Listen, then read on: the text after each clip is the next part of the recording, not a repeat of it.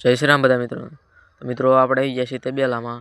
આપણે આ હગાનો આપણો તબેલો છે એને જો તબેલો બનાવ્યો છે. પતરા બતરા નાખીને ટાળી એવું કમ્પ્લીટ કરી નાખ્યું ને એટલે જો તળવત નાખી દીધું છે.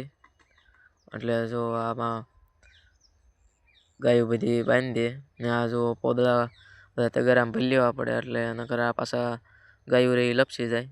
જો ગાયો પણ બધી બહુ સારી છે. બધું જો સાફ પણ બહુ સારું રાખે છે.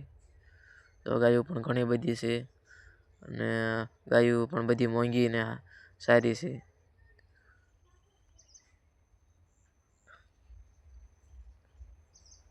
જો આપણે પાણીનું કુંડું છે, જો આવી રીતે ફિટ કર્યું છે ને આ ગમાણે એવી બનાવી છે.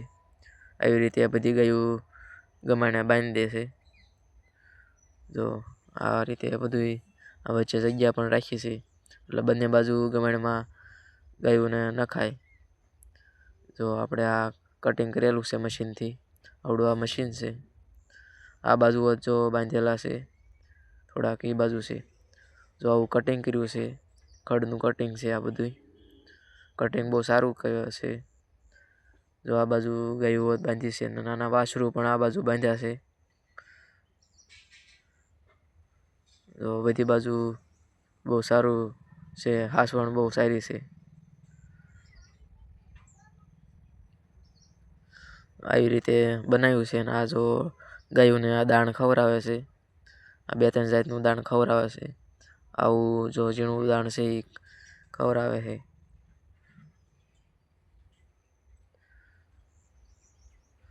જો આપણે આ ભાઈ પણ આ ગાયો જોવા આવ્યા છે. આ ભાઈને પણ આપણે તબેલો છે ને આપણે પણ તબેલો છે ને આ છે દવાનું મશીન. આવી રીતે આ દવાનું મશીન આવે છે. એ આંચળમાં આપણે ભરાઈ દેવાનું ને અહીંથી આવીને જો હવા ફૂંકણ્યું છે. આવડું હવાનું ટ્રાન્સફર કરે છે. જો આ છે બોર્ડ. આવી રીતનો કંઈક તબેલો બનાવ્યો છે. તબેલો કામકાજ બહુ સારું છે. ગાયો પણ ઘણી બધી છે. 20 જેટલી ગાયો છે બધી થઈને. ને ભેંસું એ તો નાખી જવું ખવડાવે છે. કપાસનું કંઈક છે. તો ગાયો બધી બહુ સારી છે. તો આપણા ભાઈઓ બધાય આટો મારવા આવ્યા છે તબેલામાં. આવડું આ મશીન છે. અહીંથી અંદર નીણ નાખવાની એટલે કટિંગ થઈ જાય. અહીંથી નાખવી એટલે ઓલી બાજુથી ઉપરથી બહાર આંકો નીકળી જાય ને બંને બાજુ નાખવાની.